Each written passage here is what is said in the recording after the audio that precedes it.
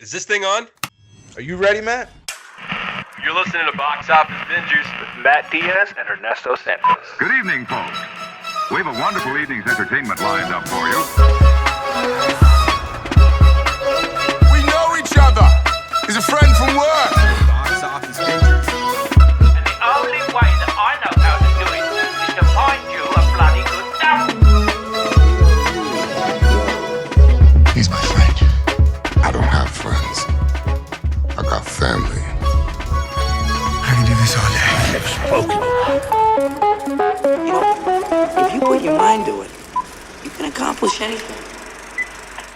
Hello and welcome to the episode of Box Office Bingers.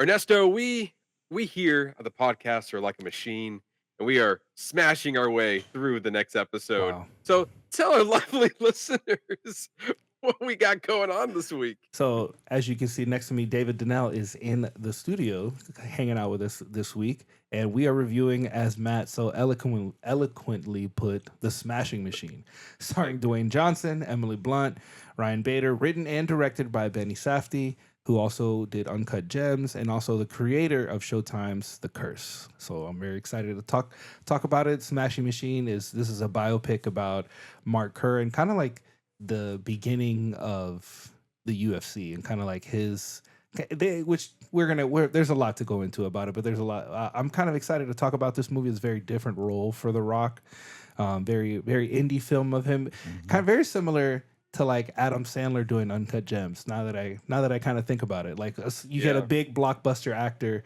and you throw him in this indie film, and I feel like it's kind of like the same thing.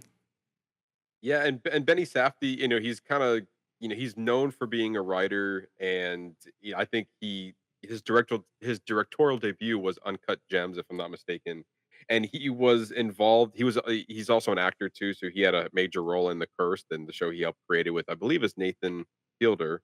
I believe they co-created the show, if I'm not mistaken. And I watched The Curse, and it was a weird show.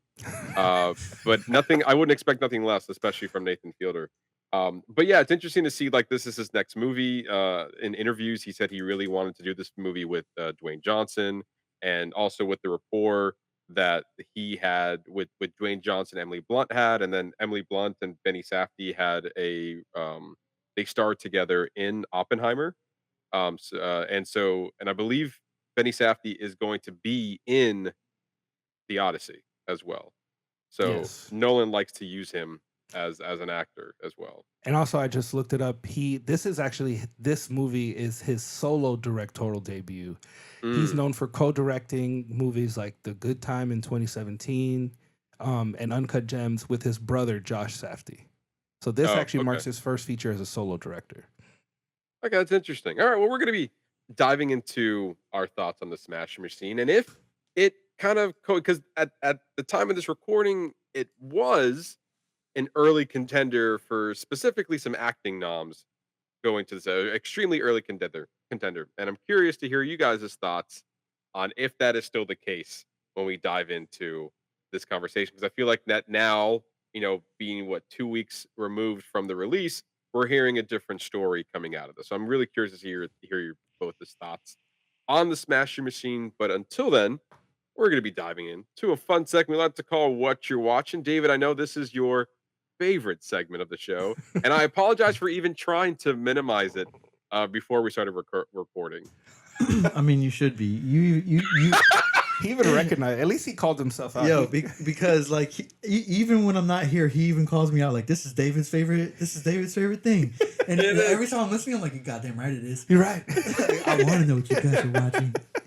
So you better be prepared that every time I come here, that's the first thing we're doing, Playboy. Yeah, at the very least, we talked about, it's like, we weren't really watching that much, and he's like, no, well, I got a list, all right, so you're gonna at least listen to that, which I respect. So let's hear what you've been watching, Dave. All right, so I guess we'll just do because it's only, dude, I got a real job now, so I'm just not a server doing part time. That's a real job. Well, it is, but now I'm working 40 hours. You get what I'm saying? Before I was working. It's a different grind. Yeah, it's a different grind. Okay, so I'm just not all day at home watching TV. I have to work 9 to 5 and then work, do stuff. Okay, so what I'm saying is it's not a long list. Yeah. So for new watches, the it's actually an old show, but I just came on Hulu not that long ago. Luther, Idris Elba's Oh yeah. dude. That show is fire. I'm on So season good. 3. The actress in that first season, the one that's a serial killer, the first episode. I don't know. It's been quite a few years since I've seen. She it. has the most like gorgeous like lips. I could not stop staring at her. She was just so beautiful, and I'm just like, well, I just And then It from was there, awesome. 3 seasons later. yeah, she's still there. It's She's awesome. still there. But the But, show, like, but the show itself, The is show good. is fire, and especially because like especially that first episode and season. The first episode, like it dives right in, and he's a cop trying to figure stuff out. But then he met his match, and she got away with it. But he knows, and she knows that they both know, and then they end up becoming friends, and he can like confide in her about other murderers, and that concept was first in like one of those kind of cop TV shows. Okay, Like just he something actually different. became good friends, or at least a decent friend, where he actually, instead of trying to catch her, cared about her well-being. Like he got her out of prison by Okay. season 2. You know? Luther is kind of like he's basically like a Sherlock, Yeah. like a Sherlock Yeah. Holmes, like And a Sherlock Is that Holmes is that character. is that a UK show? you know? Yes. BBC. Yeah. Yeah, it's a And BBC show. it was. I think it was. So when it first came out, it was definitely before. I think he became, or right before he became MCU. Idris Elba, and then it came. It was like there for like 3 seasons. It got renewed for 1, and then it came back in like 2019 for the 5th and final season. Wow. Yeah, Yeah. it's really good. I've seen it. It's Yeah. very good. I'm only halfway done with that. And then there's an anime called Sakamoto Days on Netflix, and it I think the first season just ended like 20 some episodes in, and it's really good. First episode, it's like it has a decent amount of comedy, very good action. I recommend it if you guys are looking for a new anime. I think the last one we watched on Netflix was Devil May Cry. That one was fire. It was very good. I never even played That the was- video that was a games, good but I really liked the anime. It was very good. I really Yeah. enjoyed it. And that was Johnny Young Bosch, Yeah. same dude that did Bleach, and he was the second Black Power Ranger. Oh, I didn't know that. Yeah, but he's a voice actor, Mm. a decent one. Yeah, and then Yeah, just, Ernesto got me onto that show. It was really I was surprised it was really good. Yeah, he doesn't do anime or like really adult animation at all.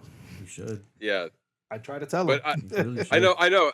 I'm trying to be more open to it. Over the years, I've been more open to horror. I think the next genre that I'm not too familiar with is anime, and so I'm gonna do my best to try to at least pick at least 1 or 2 a year that I can maybe you know getting warmed up to the idea, and then eventually just I got you because so I feel you. I used to be the same way, bro. I used to make fun of my boy Jimmy because he loves anime, right? And I used to be like, yo, anime sucks. Anime's stupid. Anime, like, of course I'd watch Dragon Ball Z and say that when I was a kid, but like as a whole, I'm like, yo, you guys are like losers. And then one day, and I'm a nerd, and I started like, yo, I'm a hypocrite for liking things and making fun of other people for liking things. I'm like, you know what? There has to anime can't be that bad. Everyone's starting to like it. This is like over 10 years ago, and then Jimmy made me a list of animes, and I'm like, I've never looked back. I consider myself a huge anime nerd, and I just, bro, I'm a huge anime. I watched all the classics, some of them multiple times. And now when I go to conventions, half of the people I'm meeting are the anime voice actors.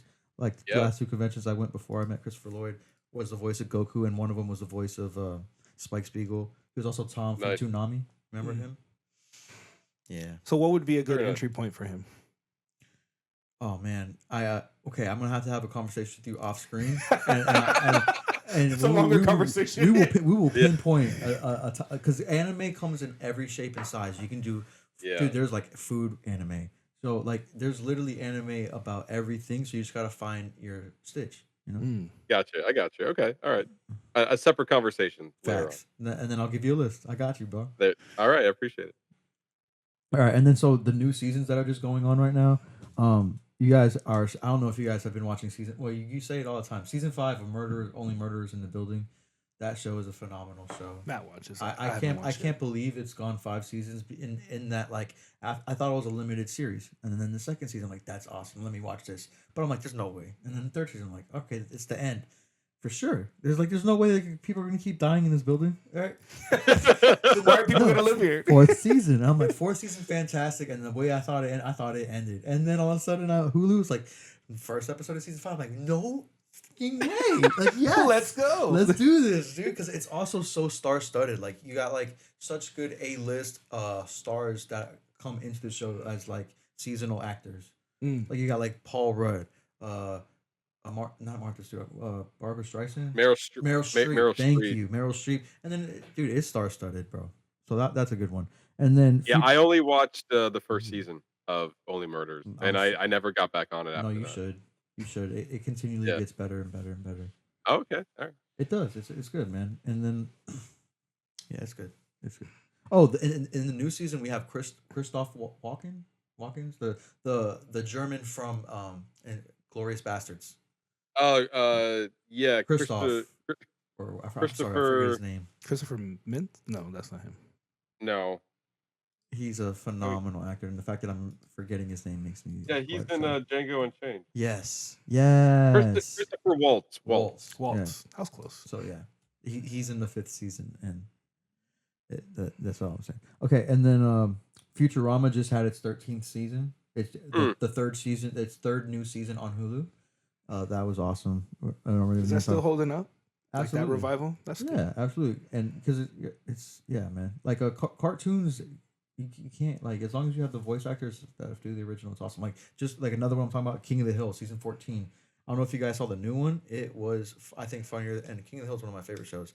But like they instead of it being at the same time, like they went with the time gap. Like Bobby is a 30-year-old man who works at his own restaurant. You know what I'm saying? Like he's out of already college, and it's good. King of the Hill season 14 is fire. Yeah, I heard good things about that one coming back. So Yeah, good. it's kind of So cool to good. see some of these shows that people liked, and like it's a hit or miss when it comes to these reboots or these revivals after a long period of time. And for a lot of these shows too, like it depends on like you can either just reboot the whole series and just start off fresh, or what they're doing with these older newer seasons is like they're continuing the story from where it left off Yeah. previously after like these 10+ year gaps on it. So it's good to hear that it seems like it's worth it because you're enjoying it as a fan. So Yeah. that's good to hear that it's keeping up its the quality Yeah. after all these years. The only thing that stinks about it, and it's not even their fault, is two of the actors died. So Brittany Murphy was the voice of Luann. She's she died, and then also the guy who did Dale. But they brought back the Dale character because there's no way you can do the show without Dale. And the actor, he just is not nailing the voice. Like he's probably close, but not It's like not exactly there. It's not. He's not nailing it. Mm. He's not nailing the voice. Like when the dude got kicked off of Rick and Morty, and then they got two new people to do the voices. At least those are like accurate, Very close. like portrayals. Like I can forget that they're not the people. You know. Yeah, Mhm. I can, and it's funny because I like when I was watching this because the new season of Rick and Morty dropped, and like you can hear it very slightly. You can hear the difference in the original voice and in the new voice, but it's like it's not enough. Very seldom. Yeah, it's like it's not enough to make a difference. Like I still enjoy the show. It's not enough where it's like it throws me off. You know. Well, dude, so he was also one of the main characters in Solar Opposites, his second cartoon, right? That's right. And then for that one, like, okay, logic dictates to me if you can find someone to do his Rick and Morty voices, right? Why not have someone do his whatever voice, the one in that his character, Solar opposite character. his Yeah. Solar Opposite character. Instead, they got some like British actor, and then they completely changed the voice, and they obviously like said something about it, like they cut his larynx and now he talks different. But I'm like, why? Yeah. They like wrote it into the show. Yeah, they wrote his new voice, but the voice was utterly stupid. Well, whatever. Okay. and then just random stuff I'm rewatching. You know, I've just got done rewatching Batman Beyond, classic. Oh, nice. I got to get some cartoons in, and then also Superstore, which is Ernesto put me on. That's my favorite show ever. How many times have you rewatched it? Probably like 40 times. Wow. Whoa, It's a that's good, solid. great. It's my comfort show. It's a solid sitcom, start to finish. Yeah, It was very Start to good. finish. I know. I'm not sure if absolutely we talked about this last week, but I just not just started, but I'm slowly making my way through St. Dennis Medical, That's right. which is from the Hilarious. creators of Superstore, and it's so funny. So good. hilarious. So good. There's actually a lot of cameos from people from Superstore in that show. Yeah, I've Yes. noticed that so far. I think I have like 5 or 6 episodes left The- from the first season, yeah. so I'm kind of almost Something done. like that. Dude, the main character, the doctor, the surgeon, he was the pharmacist on Yes. Superstore. Yeah, he and was. for whatever reason got written off, and he was the funniest guy besides Bo. I don't know if they Oh, writ him wow. off, but they did. But He they got did written use off. him, but they just didn't like Bring him back. They just like didn't include his character in like anything. But I agree. He's really funny. Dude, he was like so pretentious. Dude, today I was watching Bruce. the episode and like he's a pharmacist and Cheyenne's having a baby and he like comes in all swagger like, all right, did you have da da da da da? She goes, no. He goes, okay, well that won't affect the baby. And then he just takes off the glove and gets all back up and he starts walking away and they're like, that's it. He goes, I'm just a pharmacist. Like, what do you want me to do? Like, I don't know how to deliver a baby. Ill. Get her away from me. Oh, that's good.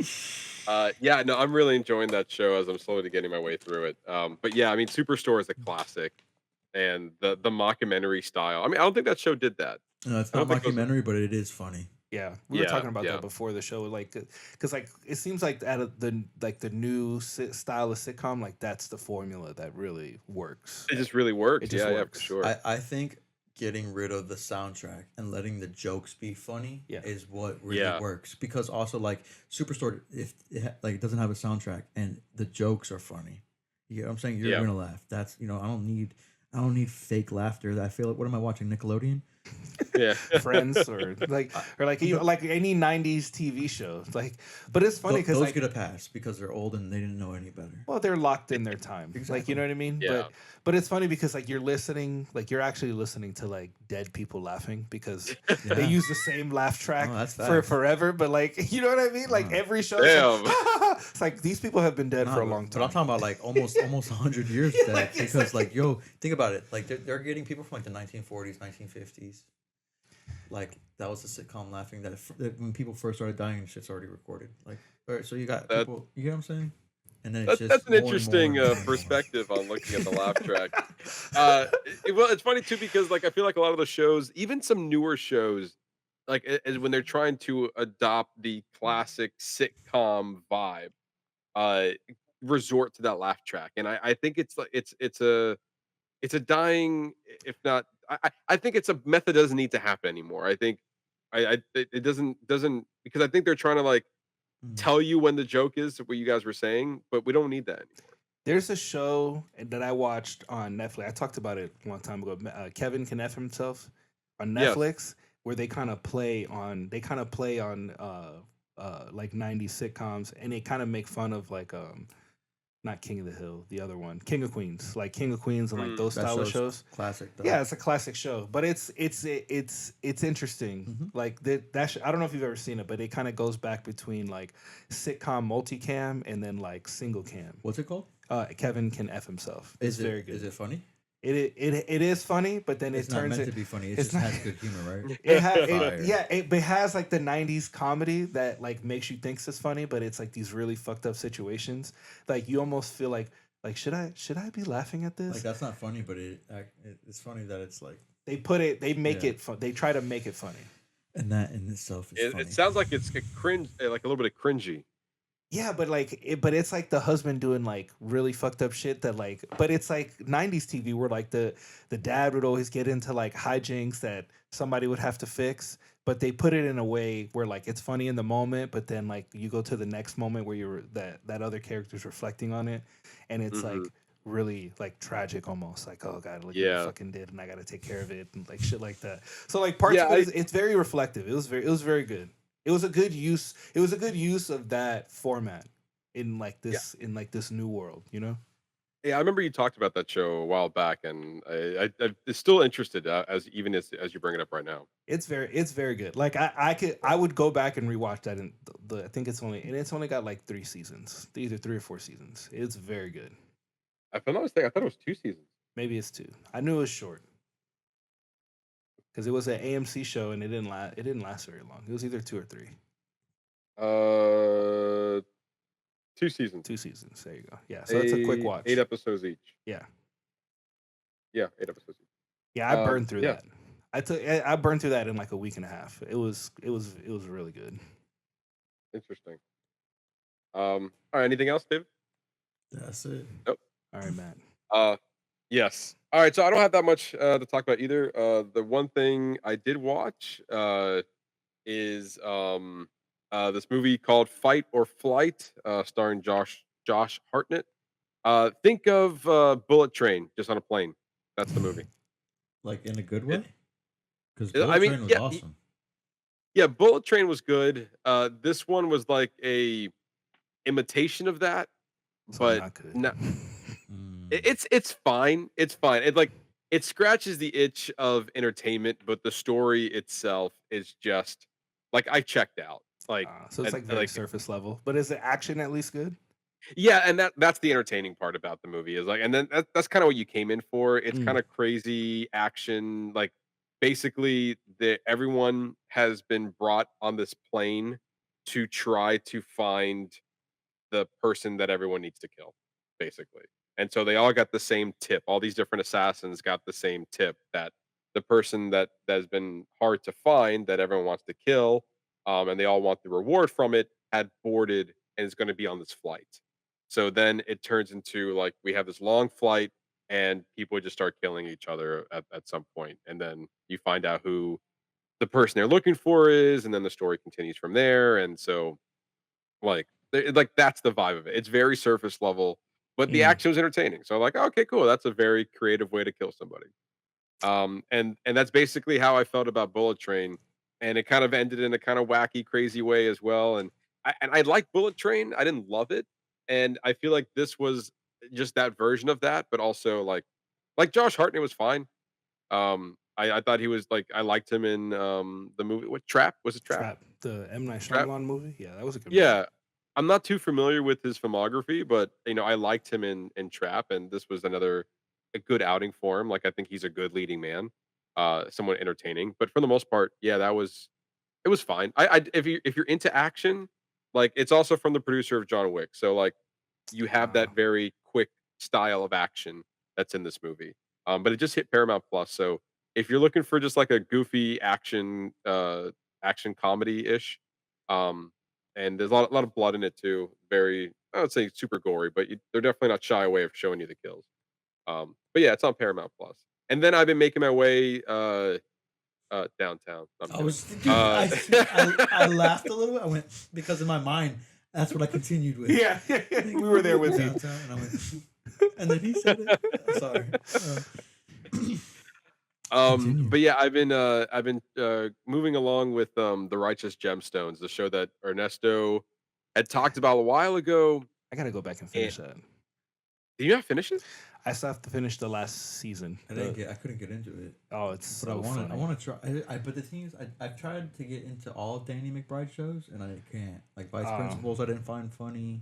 Oh, Interesting. yeah. If you don't like his style of Eastbound, shows, no. But the thing is, I find him hilarious. But his shows, I just Eastbound and Down. I didn't really find that funny oh either. my god, it's so. See, but his shit I love because I can just turn my brain off, and I just find Danny McBride so funny. Hilarious. Like I could just watch him all And day. every movie I've seen him in, he's hilarious. So I was very upset when I didn't really get jiggy with his style of TV show. Especially with Vice Principals, because that's where like I first really got onto Walton Goggins, and I thought Yeah. he's so funny in that.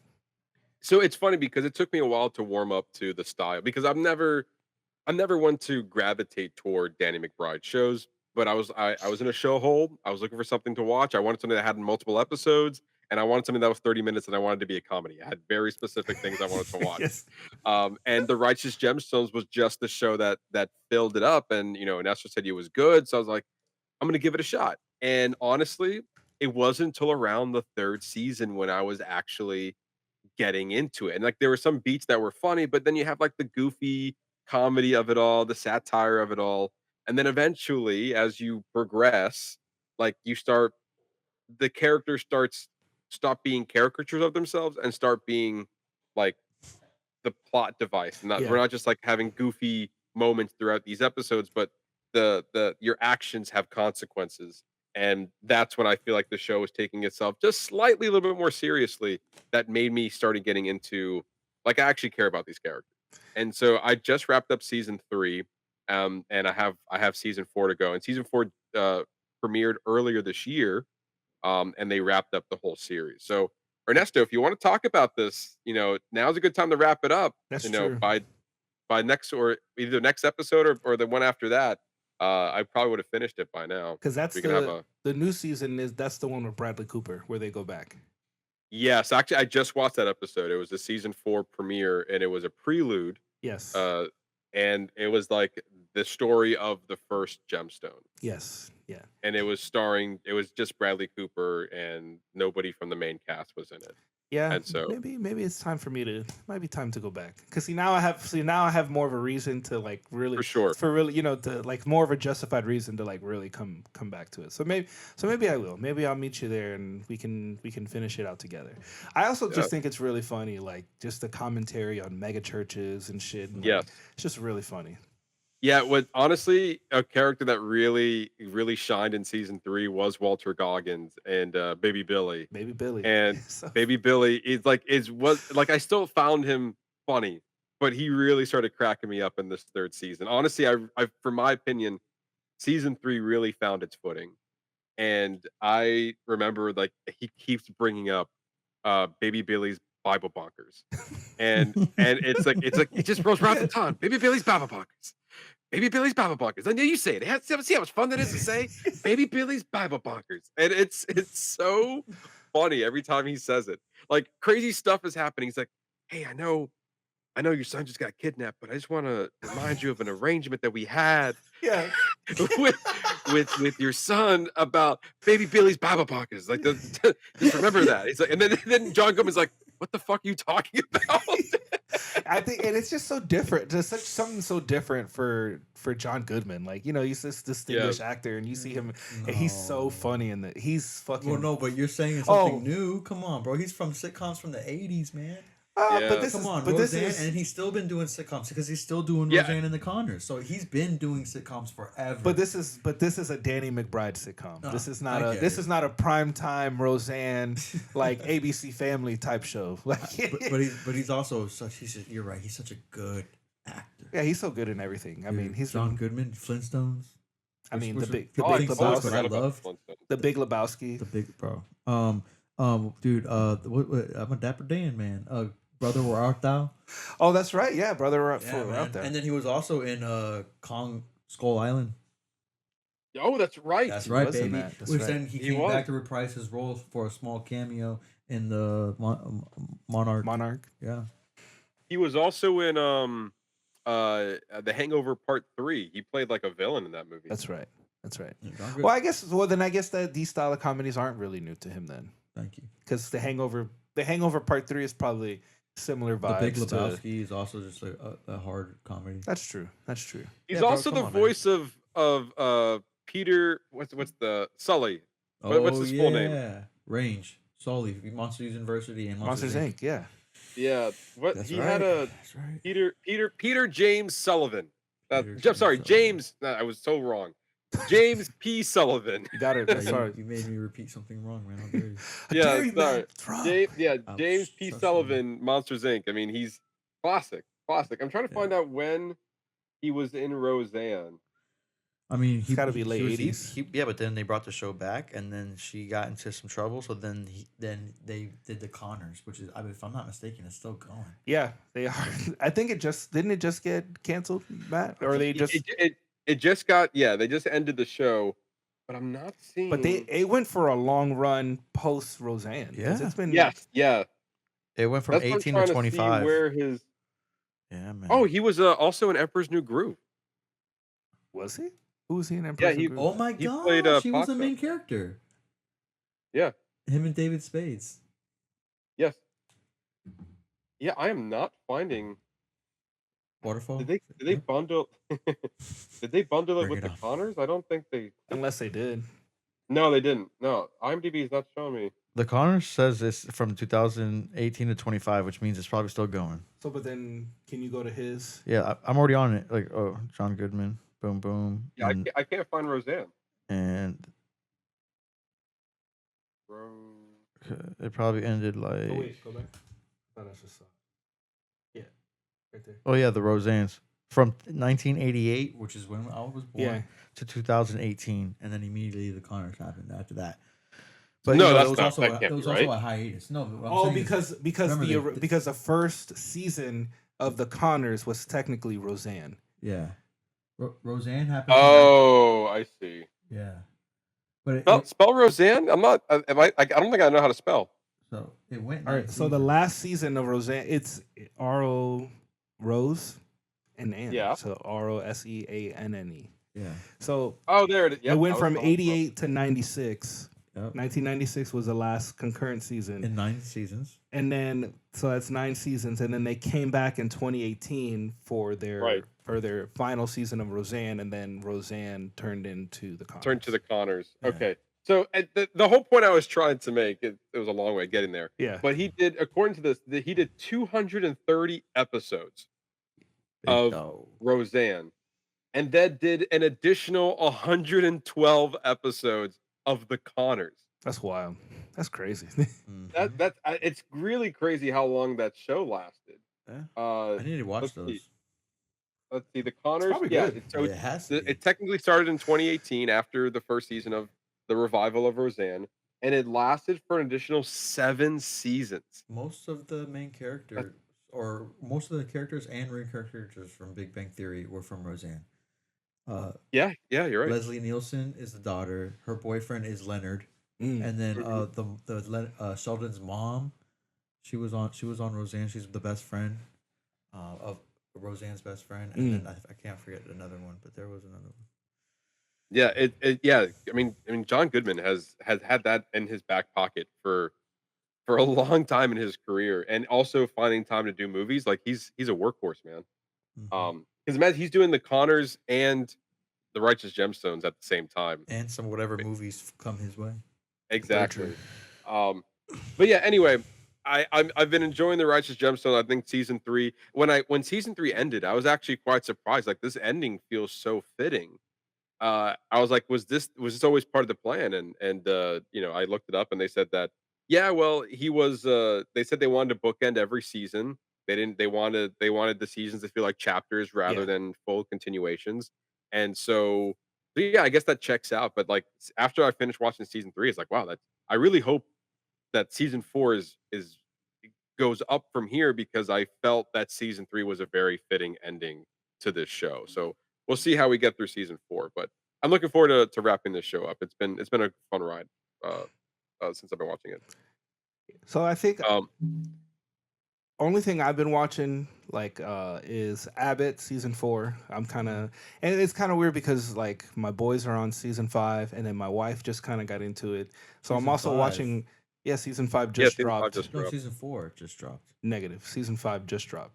Season 5 Yeah. just dropped because I'm rewatching the entirety of season 4 right now because that's where I'm at. Because Am season 5 is am I- on TV. Am I now. really thinking it's one behind? Gosh, that's so Yeah, funny. season 5 just dropped on October 1st. Yeah. So they That's so dropped 2 crazy. episodes already So she's like, so I'm like literally watching back and forth between so many different points of the show. of the show. But it's, you know what? I love going back and rewatching it because it's just, Yeah. it's another one that it just holds up. It even holds up on the rewatch. Like I've watched several episodes like several times, and they're still just as funny. I think the show just lands. Like it's found its Yeah. footing. That mock, once again, like we were saying earlier, that mockumentary style. It works. It works. Yeah. And it's so funny. Yeah. And then I got to see the crossover episode Oh, yeah, with that's it's always right. sunny in That's Philadelphia, right. which I want to go and watch because I guess it's technically like a 2-part episode because there's a part 1 of that episode on It's Always Sunny. Oh, I see. Kind I of see. probably leading into, and then whatever that happens there leads them to come to the school. But that was a good episode to kind of have them cross over. It was kind of like a one-off. Didn't really Mhm. take away from what was happening in the season. So it worked out. It worked out really well. And then also I'm watching we're watching Gen V, which is really good, which is pretty good this season.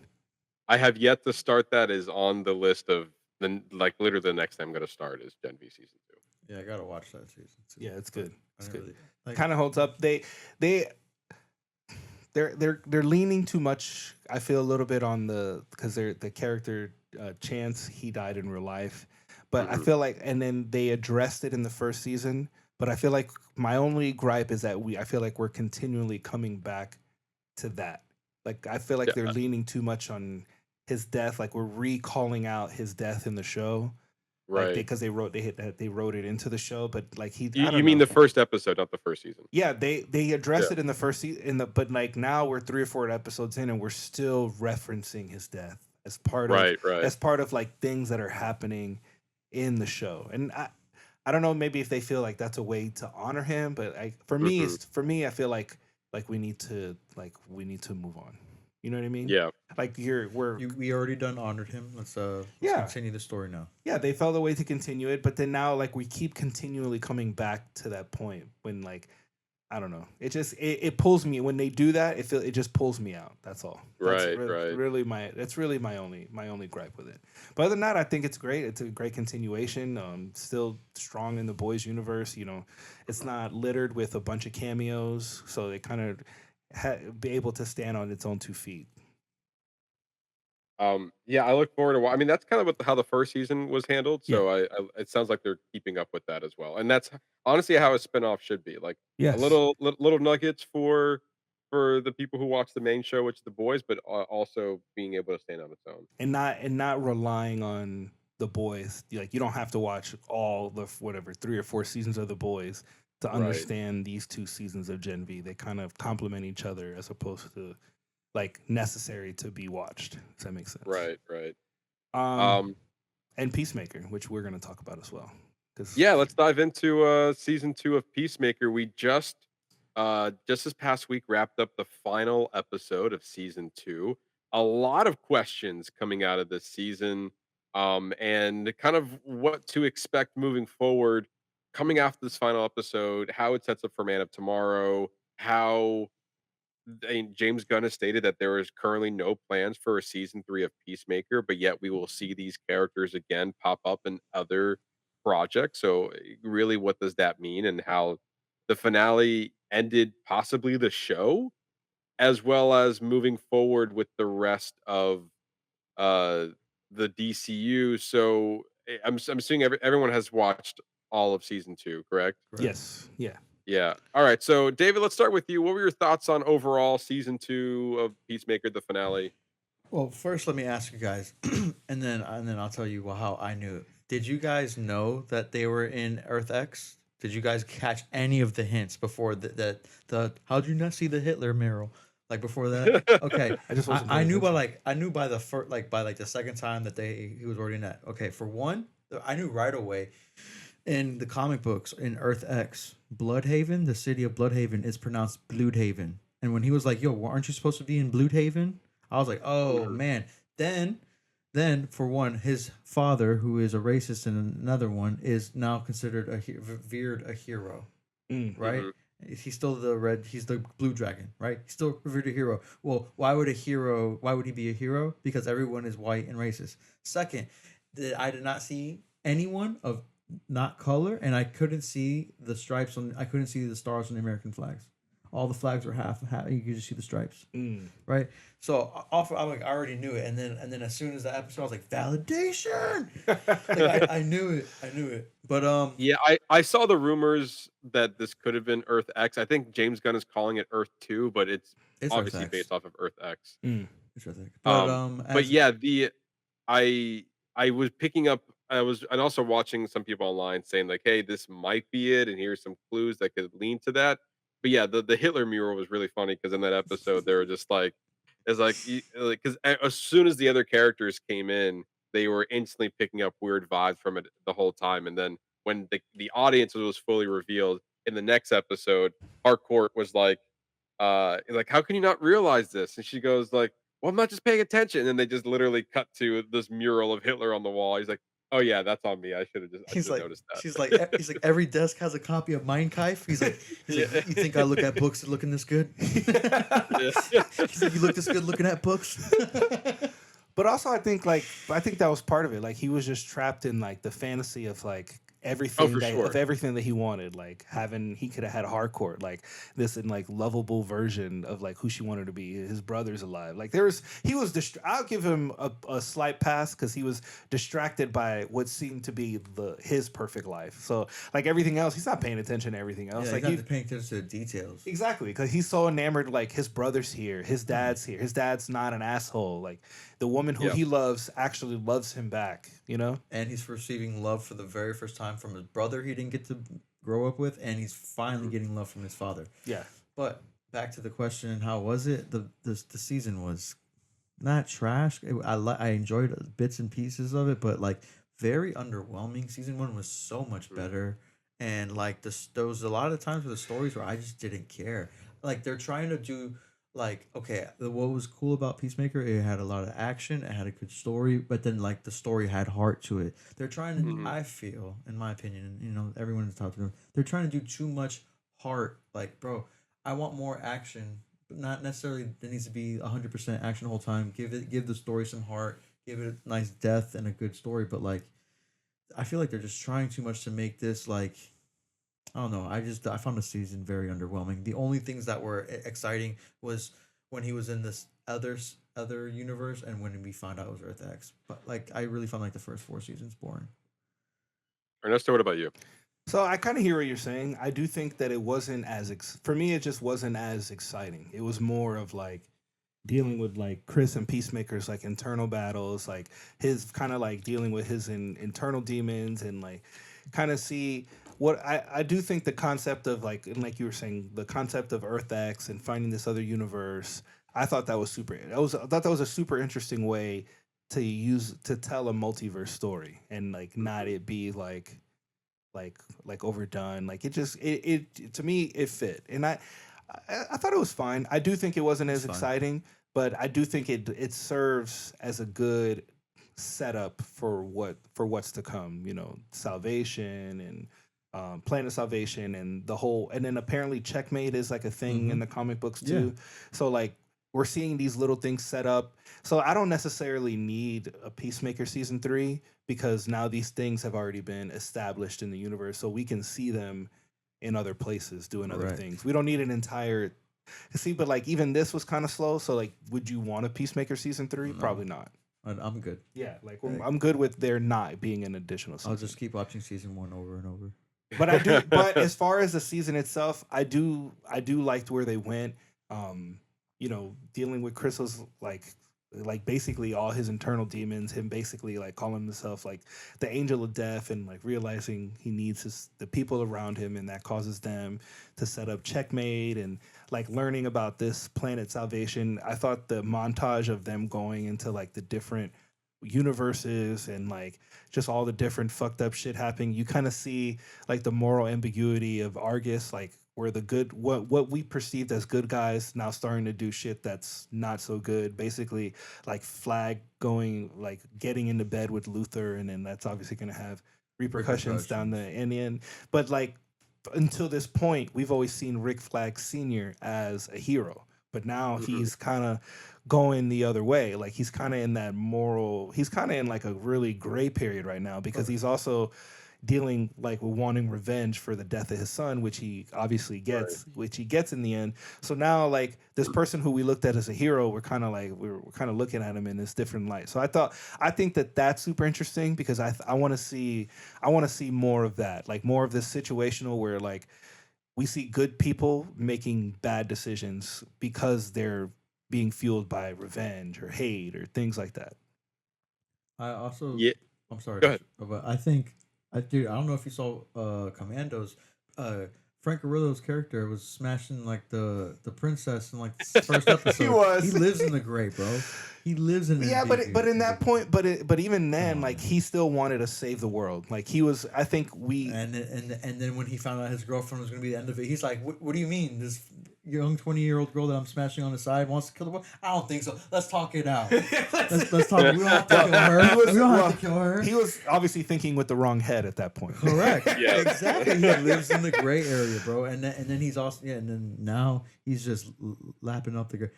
He's living in it. Now he's doing backstrokes in the gray area, man.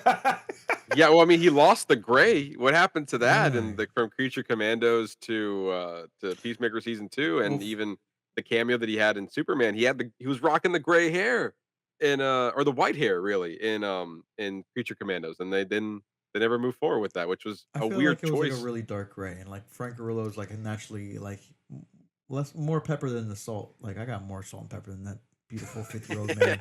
What's going on, man? I think he should have committed to the white hair. That's all I'm I saying. get that. I Right. get Right. it. They could have dyed his hair. They For real, could. but Yeah. I think they just want the There's no natural reason look. they couldn't do that.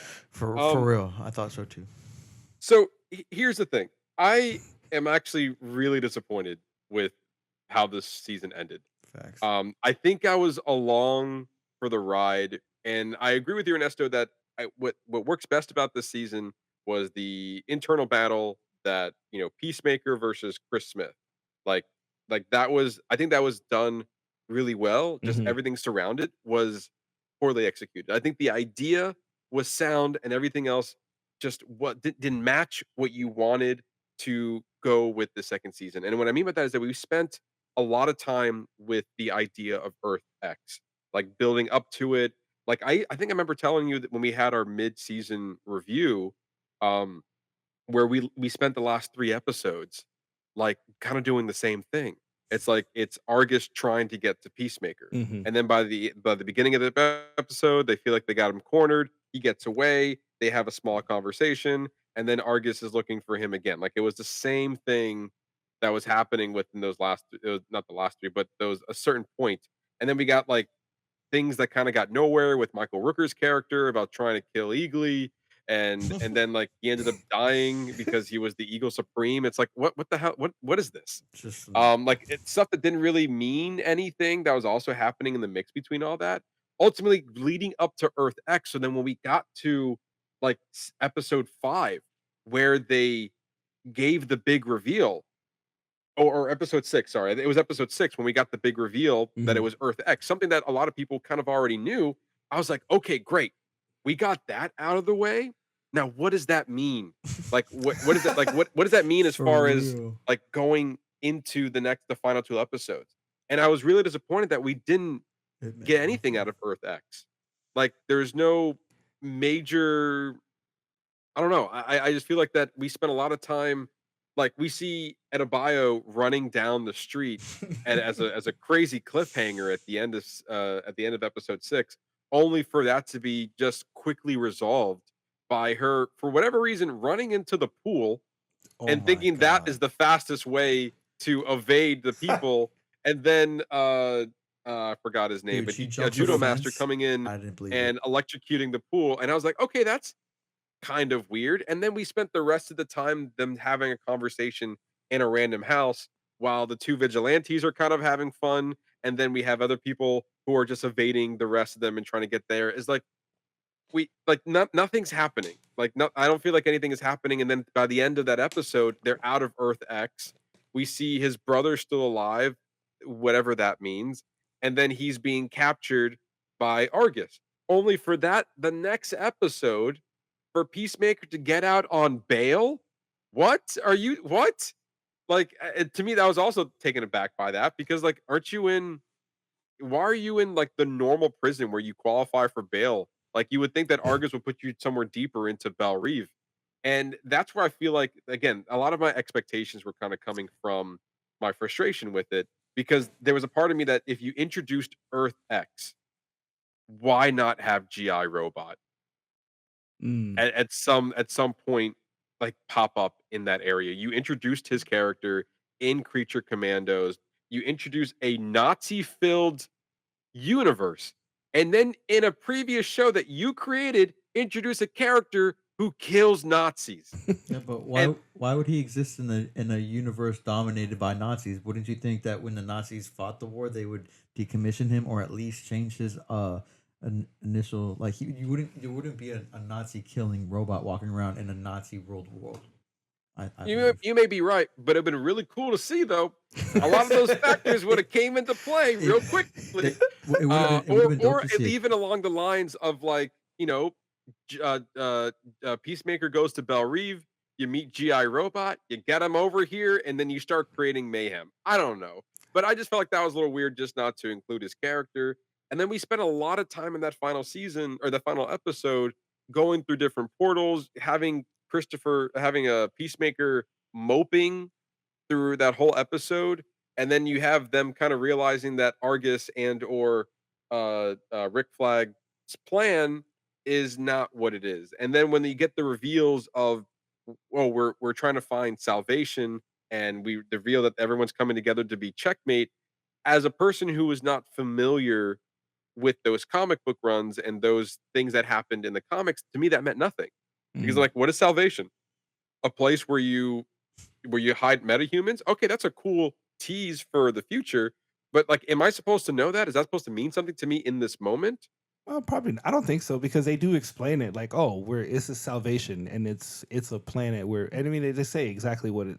I think they're setting Yeah. up for you to explore this universe's version of that because I didn't want to know what it was either. I had to look it up. Yeah. Yeah, exactly, and I feel like that we shouldn't necessarily have to, in We a don't. way, to see the significance of it. Well, I don't think we have to, but I think we're inclined to because we like to do, like I want to know Y the deeper Yeah, meanings. Like I want to know before they tell me. Like I want to know because then if it's something that I can read before I go see the movie, then I want to do that. But not, for sure. but if you're watching, if you're just a casual viewer, like you don't need to know. You don't need to know that. You've already now if it's been established. Like oh, they found this planet where they're gonna put all the metahumans, and that's what the next movie is gonna be about. And I guess at that point, it's also a little bit underwhelming. It's like, so we did all this to find, in my opinion, that? Like, what does that mean for the character of Peacemaker? Also doesn't mean much at all either. Like, if that's what we're going for, and then even Checkmate having that organization, again, a big role in the comics, but I didn't know, like, when they did the reveal in X Checkmate, it's like, I don't know what that is. Like, I had to look it up. And then on top of that, it's like you're telling me that all these people were just willingly able to quit Argus and start this new organization with zero repercussions? Like, come on. Like, there's no way that half your staff left and that's okay. Like to work for Checkmate. I just ran into issues. Then it faded to black. And then we got this like, oh, we're trapping Peacemaker. So you leave him on a cliffhanger, so clearly we're gonna see him again, Yeah. possibly elsewhere or not. Or in Man I of don't know what. Tomorrow, because Man of Tomorrow is gonna be about this metahuman planet prison. I thought they were thinking of Brainiac. I don't think it's gonna be Brainiac. I I think hope Man of so. Tomorrow is gonna be Salvation. That's my guess. I think we're gonna Well, maybe, see and the also, Salvation run through Man of Tomorrow. Like Gorillo and Luther are working together, and Luther wants yeah, to get Superman. So I think he's gonna probably try to get Scratch my back, I Superman scratch your lured back. there. Yeah, exactly. Like where how can you help me? And maybe they might let something out. They might let Brainiac out from there. Who we don't know yet. We Or don't maybe know. both. You never know. Yo, but yeah. okay. There's also, what was it? They said that like a Peacemaker's not a metahuman. So obviously this is very personal for Rick Flag because he said at the end of the episode, he was like, yeah, we're gonna use you as a testing ground. He's like, this is for my son, and then they shut the door.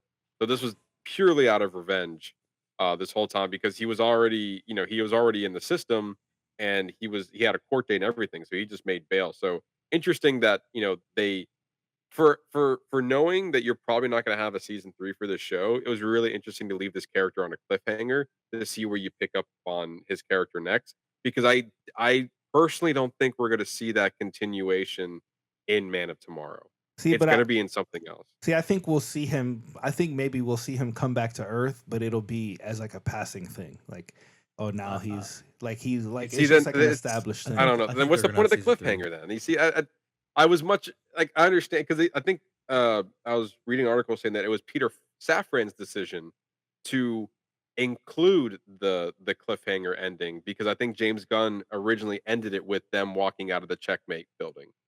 Like it literally Oh, just faded to black, and then the extra tease was for like teasing for the future. so because then we could have had that scene. I don't see it Should've wouldn't just have, capped it. see if you let's say if you put that scene in Man of Tomorrow, it wouldn't hold as much weight as No, putting it as the end of Peacemaker. But for now sure. it makes you have to watch like now it makes it like connected like well in order to fully understand like this one thing in Man of Tomorrow you have to watch Peacemaker season 2 or the last of Peacemaker or if you want to know about why this guy got here and how he got here or whatever then you got to watch Yeah. Peacemaker.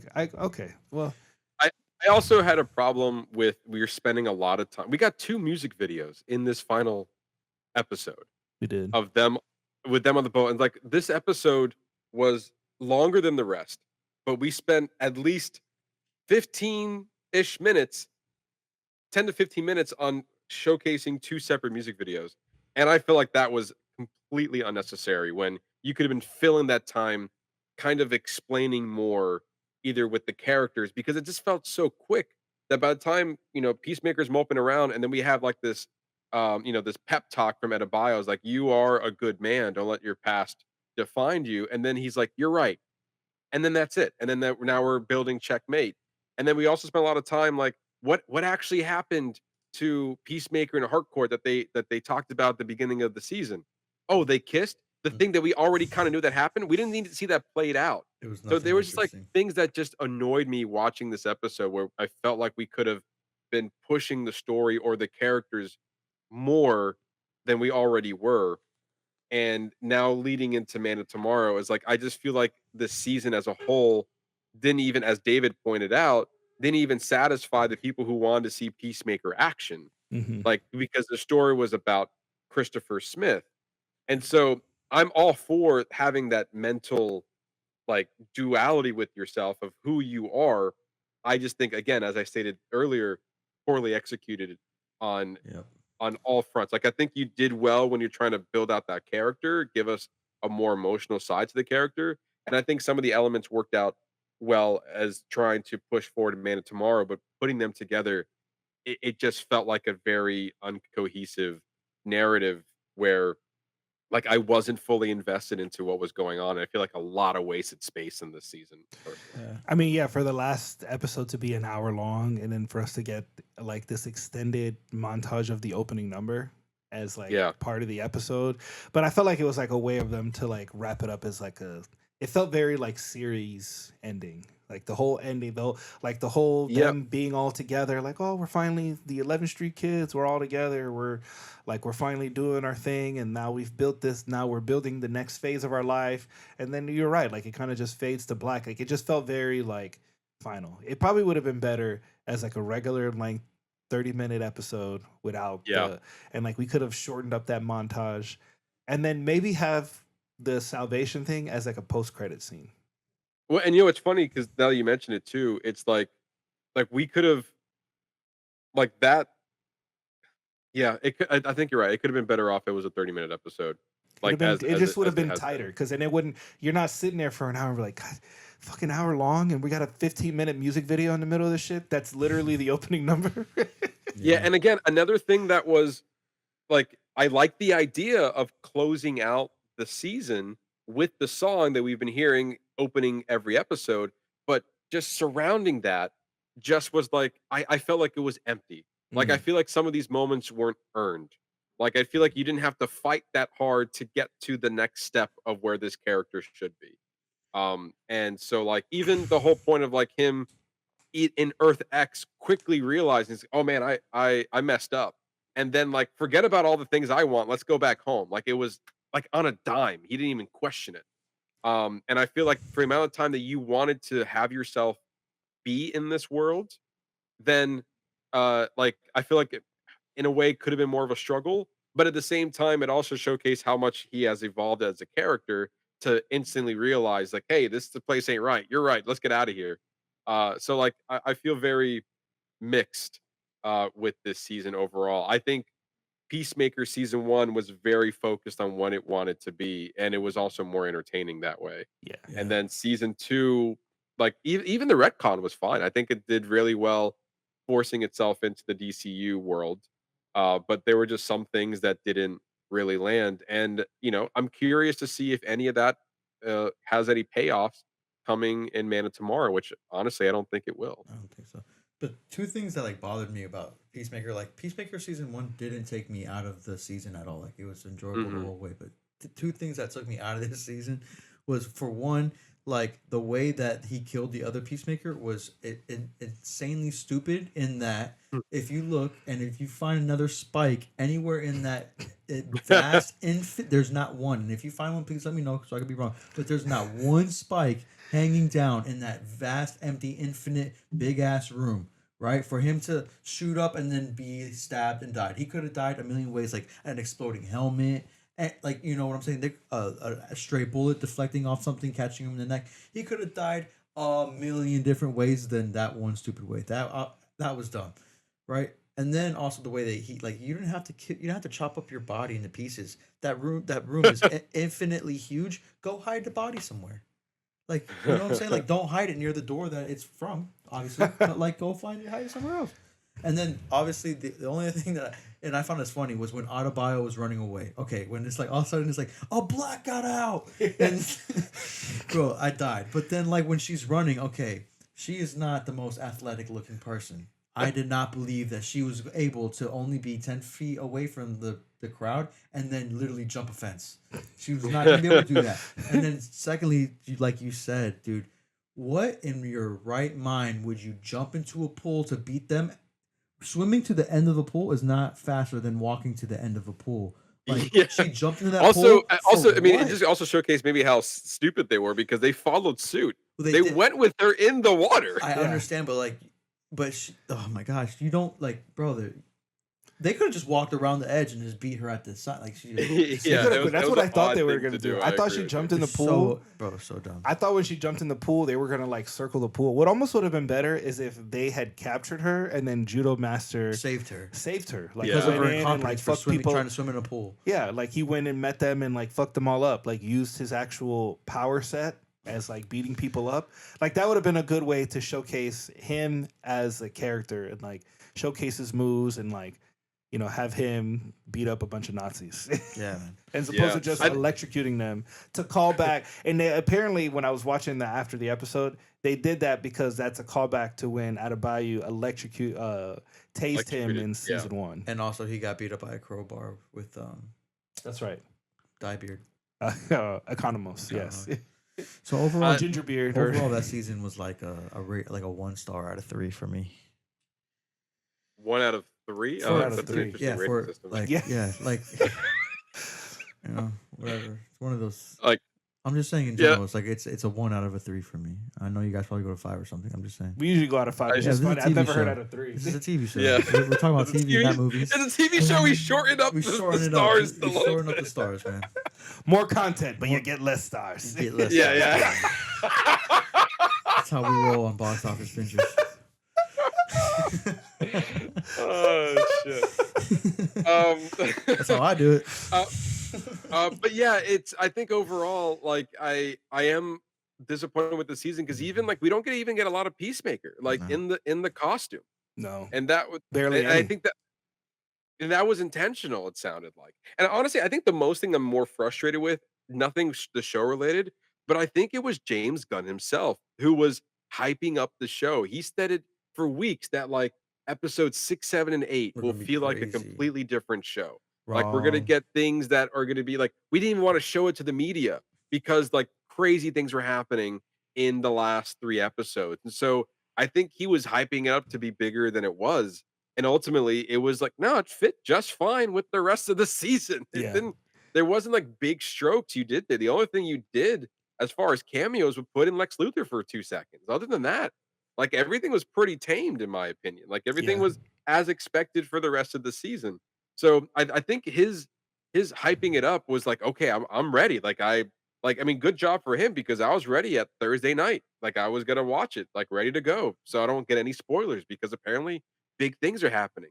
And I'm watching the show and it's like, yeah, no, it's not that big, you know, it's like big, short. How You got a big reveal. You got a big reveal, but I mean, it's on par for what happens in the show. Like it's not completely Exactly. different. How awesome would have like just a quick cameo maybe at Argus walking down the hallway to see like David Cornsweat in like the Nazi Superman costume. Yeah, You know what that'd I'm be saying? Like cool. just like as they're walking past, like he Yeah. says what's up to Peacemaker and like yo, like that would have been tight. Yeah. Like something like that. Like even just a quick Yeah. cameo. But And like, apparently some of these scenes were being filmed at the same time that they were filming Superman. So like, they could have easily had something like some Right. cross like some like Some they, crossover.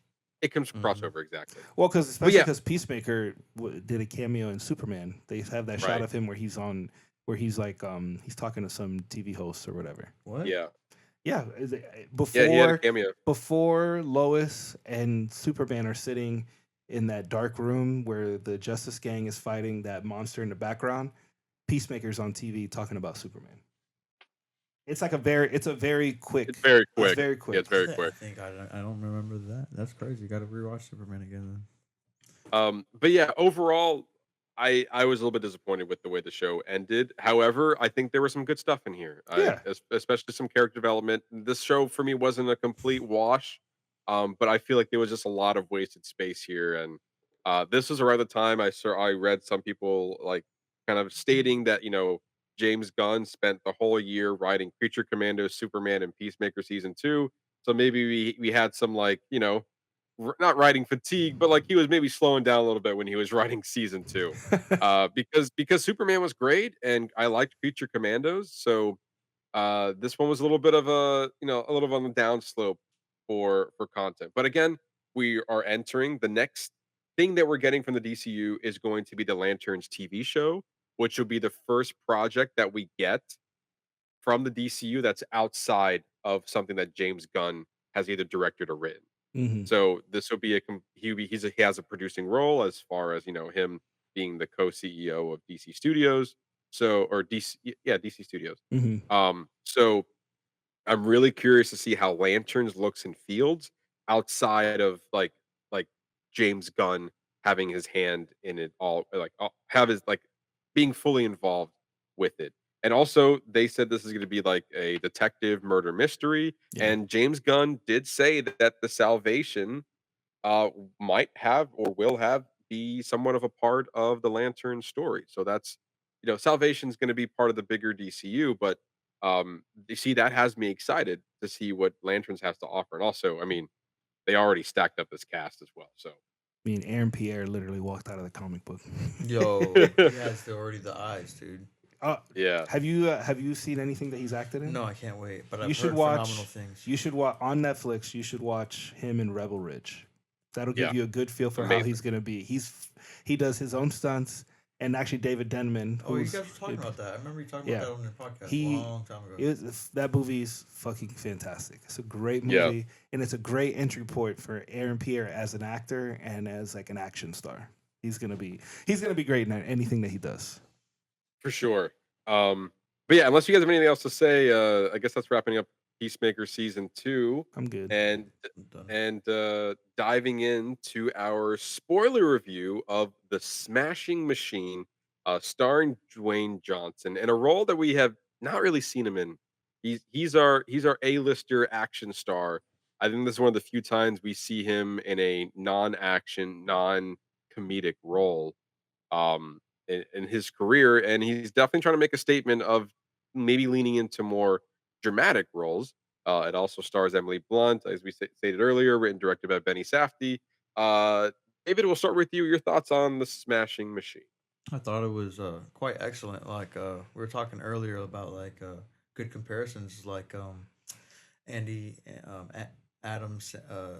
Sandler doing Uncut Gems. Like I guess at a certain point, these actors who are that actors get tired of just doing blockbuster meaningless movies just for a payday, and they actually want to like wet their chops with an actual bit, you know what I'm saying? Mhm. And that's what this was. He definitely was an actor, and like there was times when the prosthetic was so good I couldn't remember that was like forgot that that's The Rock. I just saw really good acting, you know.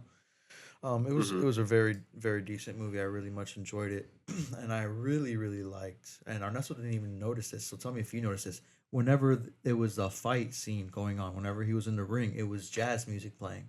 Did you catch that? It was like flurry jazz Um, music. I think overall it was. I mean, I just noticed that the music around the film was primarily jazz. I don't think I specifically called out that it was while the fight was going on, but And is there a the significance to that? yeah, because like the music goes with the punches, lands, and the strikes and the ground Hmm. and pound. So like it very much went with the scene, and now it was something that like I immediately noticed within the first scene. So yeah, I did notice like a little bit of jazz, but like I noticed it was like very heavy in every fight scene, and it was something that I enjoyed. Like I like that Yeah. kind of, you know. But I wonder what they mean. I wonder because obviously it's intentional. So I wonder like what the correlation is between like a jazz song and the dance of a fight. Like I wonder if there's some Yeah. if he's trying to because you were saying how things landed like the things would hit and you would hear it like Hmm. it would hear it in the song too. So I'm curious if there was any correlation in that at all. I don't know, but I do think that it was really good. I really liked the acting. I completely forgot Emily Blunt was British. She did a fantastic job. Oh, and okay. fun fact. Okay, remember his best friend throughout the movie, Mark Coleman? Campbell Mm-hmm. or Coleman? Mark Coleman. You would, yeah. Okay, his name is Mark Coleman. He in real life on some real type hero shit, like recently, like a year or two ago, ran back into a burning building to save his elderly parents and his dog. Wow. And he got like burn marks. He got some scars on his body. He's not like terribly bad, but like he had to go to the hospital for the burns and stuff. He did some like ran into a burning building on some hero shit to save his parents and his dog. What Carried was him is out that Mark Coleman, the real in person, real or life. Ryan Bader? No, not Ryan Bader, not the UFC fighter turned actor for this movie. The actual character, the actual person, Mark Coleman, Of yeah, who Ryan Bader portrayed in this movie. right. In real life, that happened to him. He had to Wow. run into a burning building to save his parents and his dog. Oh wow. Okay, but hold on. Ryan Bader is a UFC fighter turned actor. Was a UFC fighter, yeah. Oh, that's cool. I didn't Yeah, know that. He was a great. He actually did. Hall of Famer. Well, like considering that he's a fighter and not an actor, I actually thought he was fantastic. Like, Yeah, he did. to match up with like Emily Blunt and The Rock and these other like big time actors in a film like this. I actually thought his character was portrayed very well. Correct. Yeah. No, it Yeah, was talking awesome. about the fighting too, you mentioned with the music. I also noticed when I was watching the movie, it took me I think the second fight to realize, and then I noticed it throughout the rest of the film, that they were never inside the ring with the camera when they were fighting. The perspective was always from the outside of the ring, which I found interesting.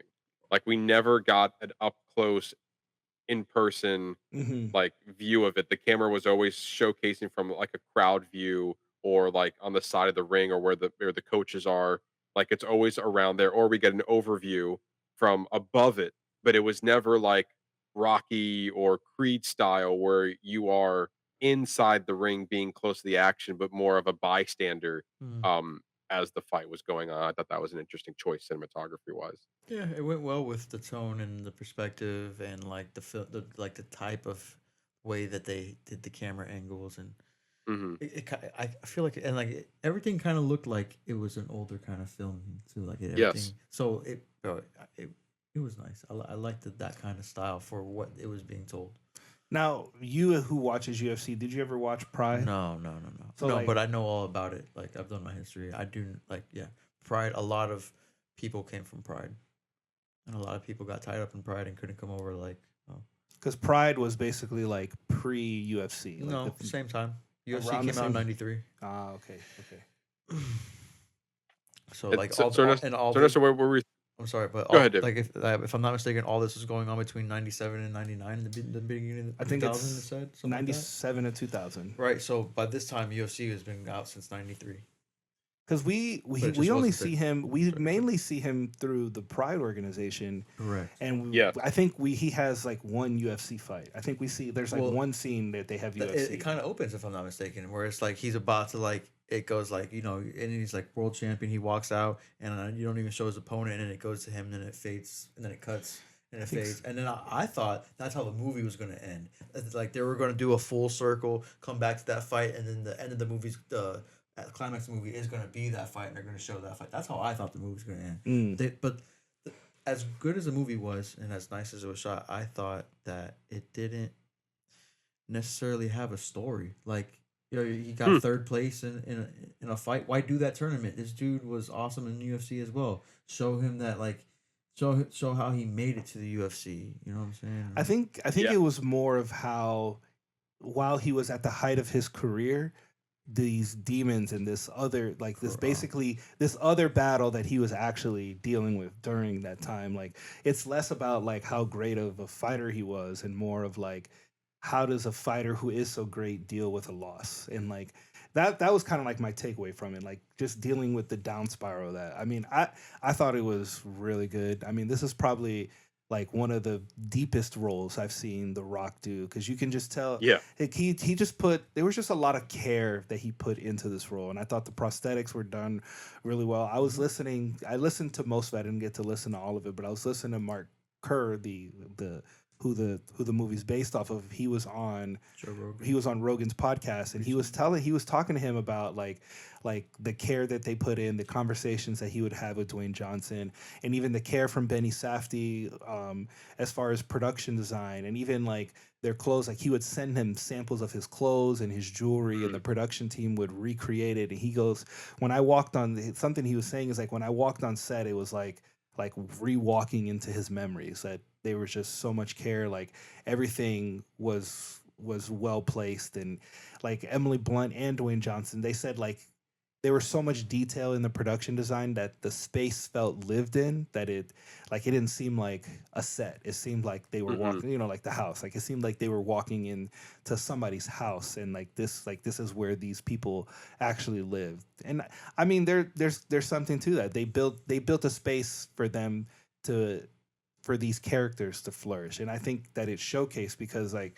some of the best scenes in this film is with him, Emily Blunt, and The Rock or the Dwayne in that when they're in that house, in that room. Bathroom. The bathroom. Yeah. I mean, so there's Scene. two scenes that come to mind. The first scene is when he's dealing with the loss, and she's trying to talk to him about his addiction, and she looks at him and she goes like, it's just a loss, you're gonna have to move on. And then like the camera cuts on a tight shot at him, and you just literally see the change in his face. Like you can see himself calming himself down in his eyes, just in his portrayal, like in the way that he looks at her. And he just kind of takes a deep breath. He walks away, and then he just continues to destroy the house. Like he fucking smashes the door apart. He starts throwing shit. And then fast forward, the other scene is the breakup scene at the very end, where he's like gone through recovery, like he's trying to be better about himself, but yet we see that play out with her as like he doesn't need her anymore, and like she doesn't feel like as loved because he's like He doesn't need her. yeah, he doesn't need her, but you see her, you kind of see it through her portrayal. And then like she comes out and she does all this, she's doing all this stuff, and like she's being mean to him, and like evolves to where he's just like, all right, let's just cancel the party. And then like he tells her he's gonna break up, and then you immediately see a shift in her character where she's like, oh shit, like, well, hold on now, like let's pump the brakes, let's talk about this for a minute. Like she literally, like, she turns into a whole other, it's crazy. Like and then credit to both of their acting, like in both these instances. For her, like she turns into a whole other person, but it was just so believable because you just see like somebody's safety net get pulled out from underneath them, and it's like, well, holy, hey, well, I'm not talking about changing my lifestyle here, like hold on. But it was that realization, and then ultimately led to her, she's like, oh, you're gonna leave me? And then for her trying to kill herself, and like the way that scene is shot, where you just see the gun, and like, oh my god, I just thought it was really, really well done. Yeah, I have to kind of agree with David here, and I agree that with the movie for being almost 2 hours, and honestly for the end tag of the movie to be like Mark Kerr The real one, went yeah. on. Sorry? Well, Mark Kerr at the end, like you actually see him, like it's him at the end of the movie. Yes, which I also have my problems with that, but I'll get to that in a second. But Okay. primarily what the end tag said, and it was like he ended up being, one of the pioneers of UFC fighting. And I said, "Oh, was that the movie that we saw? Because I tell you what, That's not what I saw. yeah, that's not what I saw. I didn't see that at all. And it felt like a movie that was meant for people who knew him already and was able to highlight a difficult moment in his life. Mhm. But and then it was very specific. It was taking place between 1997 and 2000. Within those 3 years, maybe shorter. I'm not sure exactly the time frame, but at a time where he was not a UFC fighter and he was fighting primarily with pride, and we see that struggle that he had throughout that whole process. And I was like, okay. And there was part of me that was even like, so where? I was like, so when does he get to UFC? Like, I'm Oh, waiting for this facts. moment. 2 hours in, like, yo, what's up? Yeah, it's like he's like, all right. I mean, we're still on this pride thing. Okay, I that's fine. agree. And then at the Yeah. very end, he's like, well, he went on to be the pioneer. Is like, Well, motherfucker, I would have loved to have seen that. At least Like, one fight. At least like So one. I think you're right. I think one fight at the end with UFC, at least to like kind of bookend yeah, everything. Like but let's see his struggles, but then let's all see him rise to, or to show us clips. Like at the end, they could have did a yes. montage of all of like his greatest clips of right, UFC right, of like correct. you know what I Not mean? him Like, walking out of a parking lot, like but giggling to himself. I understood like them. See, but to me, I think. Tell me I'm wrong. He's like, okay, guys. And he gets But I drives think away. I get the point they were making. I hear you, but I think that maybe that just wasn't the movie that they wanted to make. But I think that you're exactly right. it. But I think that you're right that that's what they should have done. Yeah. They should have, because it should be an introduction to people who want to get to know him and see why he is a pioneer. I totally understand that. But given the direction of the movie, I feel like they didn't give us any room to see that because we were so engulfed in like dealing with his recovery and dealing with his dealing with this downfall and this loss and like his it was more of like his internal comeback from that as opposed to like how successful he was as a person. But I totally agree with you. We should have gotten a redone, like see a recreation of it, like a really good fight that he's had, or like his most iconic fight. Came back to the UFC, or in like the beginning. or give us the montage of his greatest hits with they could have did it with the pictures. Like there's a bunch of different things that they could have done to kind of like highlight him a little bit more as this pioneer in the sport. Doubling back, 100%. sorry, but like doubling back on like that, it just really didn't have a story worth telling. Like, I mean, yeah, granted he was a pioneer, and the drug abuse is really what the only reason this movie got greenlit, right? Yeah. Because like if you would have told another story, it would have been dumb. Because like you know who else was in that tournament and won that tournament? Mark Coleman. Well, why not? And you know who else is a pioneer in UFC? Mark Coleman. You know you know who won that tournament? That this movie was mainly an hour long about? Mark Coleman. So why not do the movie about him? Yeah. He didn't have a drug addiction. So like, but also like, bro, everyone, okay, they didn't even have drug testing back then. So like all they had was like, they would sniff you for steroids, bro, to see if you passed. Like, bro, dude, all those guys were jacked up on, like, yo, his drug addiction wasn't just the heroin. I don't know why they didn't talk about the steroid use. Did The Rock look like that because of steroids? Not because because he was taking heroin. Like, I mean, yeah, that too, the heroin and the opioids, but like, you're going to take opioids and steroids and you're going to mix them, and then that's going to be why you couldn't wake up in the hospital. So why didn't they have more enlightenment on that? And then even like you brought up, he was on the Joe Rogan podcast. If you listen to him, they were talking about how he was on steroids. So like they didn't even highlight that at all. Because you want to know why The Rock was huge throughout the whole movie. That's a really good point. No, he's right. I mean, as much as I don't know much about this person in real life, it oddly did feel like they left a lot out. Yeah, Like it was very hyper specific to this point in time, and I guess certain biopics have been doing that lately. I think when we watched The Complete Unknown with Timothy Chalamet for what's Bob Dylan. Bob Dylan? Yeah, isn't it Bob Dylan? Bob Dylan. Yeah, Bob Dylan. Yeah, and that was also a specific point in his career, and a specific point of a shift in his career, and I was highlighting that. And so, I guess we are away from the days of like say Elvis, for example, that came out 2 years ago, where Elvis was a retrospective life, like a 2.5 hour movie of the greatest hits of Elvis, the ups and the downs of his life, where we get certain and he has a long, wide career, Elvis, and a huge, well known. So like to not specifically pinpoint a certain one, even what was it? You watched Priscilla, also something that within uh um revolving around Elvis. And I'm sure, if I'm not mistaken, that was also a specific point Yeah. in her life, not like in retrospect, like an overview of what happened from stardom to downfall and then later his death.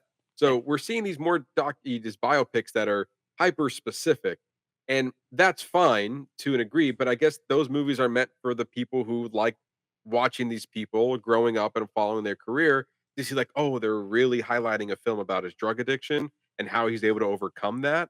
I think that would be something interesting. But as a casual viewer, and I felt very similar to like even watching A Complete Unknown, like I'm not familiar with your filmography, and not filmography, like your career. I'm not familiar with your life's work.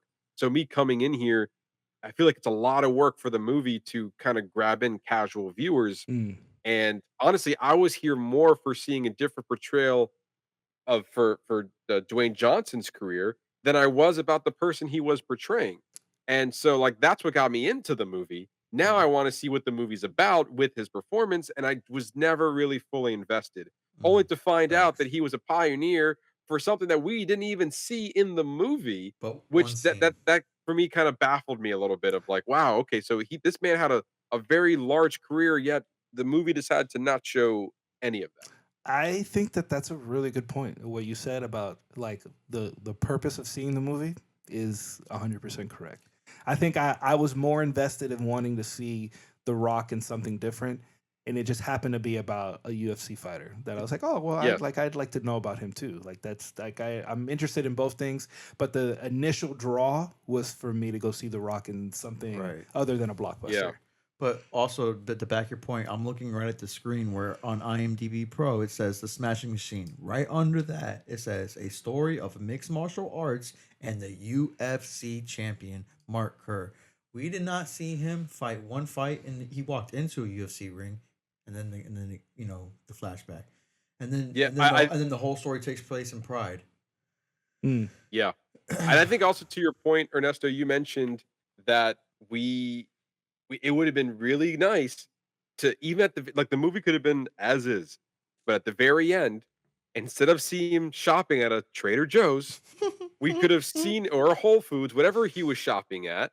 Like it would have been nice to see some of the greatest hits of his fights. It's like to go through this whole movie and then to show that this unforgettable true story, as they showed on the poster, all built up, and then what he was able to overcome to then be this, and then to give us highlights of his career, the impact that he had on UFC as as a fighter. Like the greatest hits would have been incredible to see. I think that would have really driven point the fact of who this person is as a man, as a fighter. Instead, we just see him casually shopping at a Whole Foods or a Trader Joe's, and he's like, "Hey, everybody, thanks for watching the movie." It's like I got nothing out of that. To me, it was just very weird way to end the movie. And I would have loved to have seen his body of work highlighted, especially as a UFC fighter, very much highlighted in the end of the movie. And we got photos, but nothing, not a lot from his fighting. And it wasn't even Uh, like stuff from his fighting career; it was mostly from his personal life. Right. Which Hmm. again, very, very much so. This was a very personal movie. Like that's very much what it seemed like. And it was very hyper specific to what the story they were trying to tell. I just think as a wider range of, what I would like to have seen, this movie wasn't it. And I don't know if that might have appealed to bring in more people to the theater because this was very much an A24 indie feel Yeah, movie. hundred Oh percent. yeah, Oh yeah, 100%. 100%. But that Like was an aesthetic appeal to it. I think there was a lot of interesting things about it. I just like I feel like if you gave me this movie and didn't tell me it was a real story, then I feel like we would have been having a different conversation about okay, now we're watching a movie about this Mm. fighter who is overcoming his drug addiction.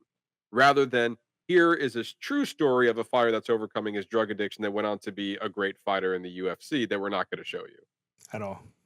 at all. And I think honestly that was my biggest problem with the movie because then on top of that, I think David, you mentioned earlier as well that not a lot happened, and I literally noted in my notes a lot of nothing shots. Yeah.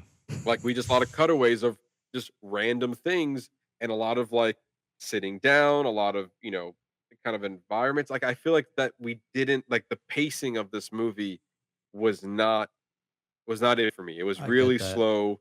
I played games on my I also phone. had a bad theater experience, which wasn't helping. Sorry Uh, to hear Oh, that. yeah. I so hate those.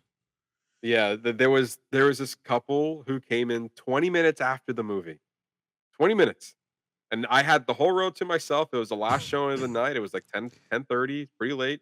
So movie starts at 11. We're looking at 11:30 right now.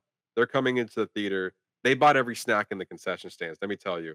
That's why they were late, because they're waiting for all this food to be done. They were having dinner right here in the seat. So, guess what happens when you're 20 minutes late? Get the flashlight on.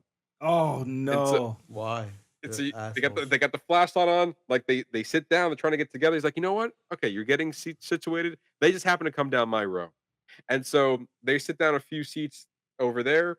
And so I give them a pass. You want to turn on the light to get yourself situated? Fine, fine. Wait for a bright moment in the movie to get yourself situated. Turn off the light. Turn off the light. A few minutes go by, light turns back on. And then looks like they lost something. So then like they're having like a loud, not loud, but like it's a little bit louder than a whisper conversation of like what they're looking for. And I was like, you gotta be kidding me, I right? would have told them to shut up out loud. Yeah. I'd have been like, "Yo, shut up." I would look at them. And then I don't know what happened after that, but I decided to get up and move over to the next row. Yeah, 'Cause I I'm would've like, done the I same this thing. is this is extremely distracting, and I want to enjoy what this movie has to offer. So I guess as I got up, they got up too. I don't know what they were planning on We're doing, gonna but follow then this I man. move over to the seat like behind, like the row behind me, and then I see them shift over a few seats to sit where I was sitting. And so it's like, okay, so like was there something wrong with your seat? Were you always planning on moving aside? Was it just a coincidence that I also moved at the same time? Yeah. All of this was happening while the movie was going on. Oh my god, how annoying. So it was extremely frustrated. And then I was getting to a movie that, the pacing just wasn't right for me. It And so wasn't. like I was having a hard time getting fully invested into the characters, and into these performances, which is the main draw again for me to go watch this movie.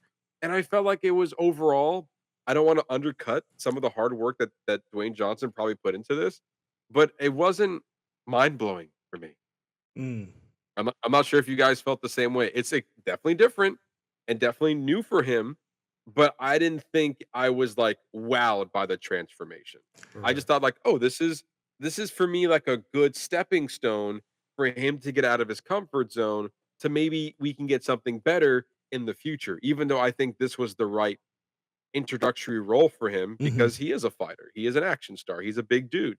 And so like this having a serious role makes a lot of sense for me for him to be in it. That was the main draw again for me to see what he's all about. But at the end of the day, I just wasn't fully Invested. invested Yeah. and impressed with the overall performance, even though I thought it was really good. I just didn't think it was like, wow, look at him go. Yeah, Like I never felt that. I don't think it was wild, but I think it was like maybe it was more refreshing than anything. To Correct. see him, Mm, it was like wow, like he can't like he's got the chops. Act. He can actually act. Like he's more than just a blockbuster actor. And then to me, like maybe that's not wow, but it was nice. It was nice to see that he has more range than just, like Jungle Cruise You or want to know the last time I seen him act, like act? I think it's two movies. One of them was Get Shorty, which you know what I'm talking about. was he It, it get short or Get get Sh- smart. Get Get Smart. Shorty. No, Get Shorty.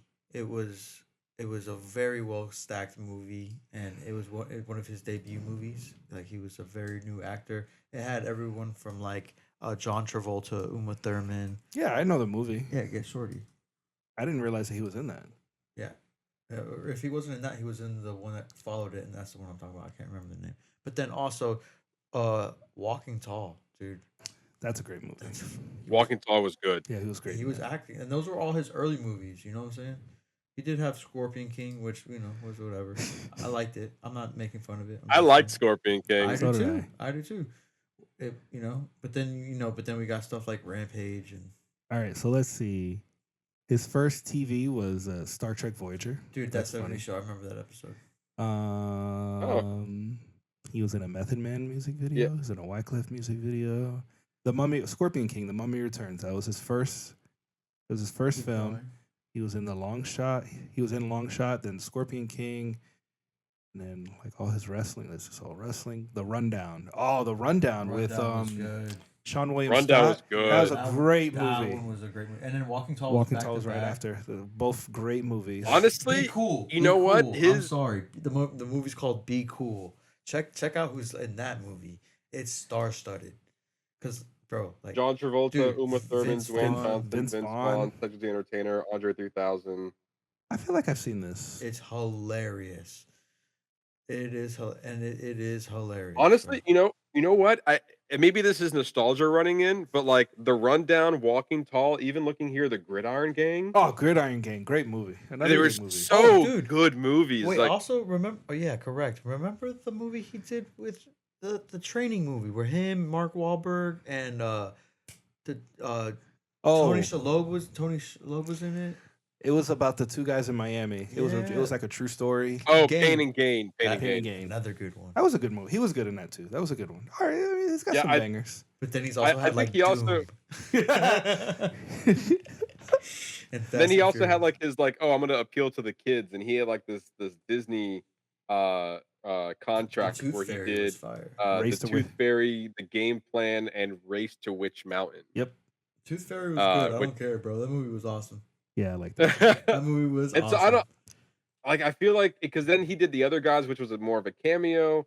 He did Faster, and then honestly, it wasn't until Fast 5 Yep. where I feel like he got his first big Hollywood. blockbuster. Mm. Like, and he was already an action star, but then it really elevated from there. Became more of a household name, He and we became were a like he was franchise more person. involved in the Fast series.